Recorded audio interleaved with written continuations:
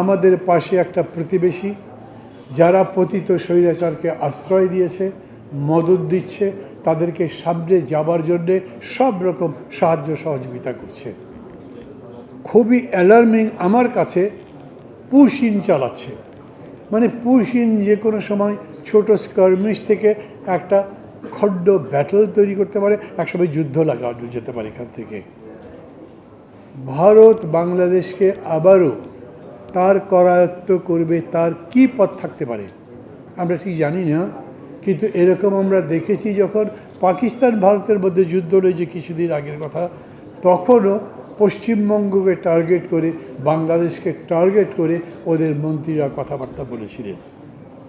এই বিষয়টা বিবেচনার মধ্যে রেখেই আমি বলি, রাজনৈতিক নেতারা যারা আছেন তারা সবাই খুবই বিবেচনা করে আচরণ উচ্চারণ করবেন, এটাই প্রত্যাশা।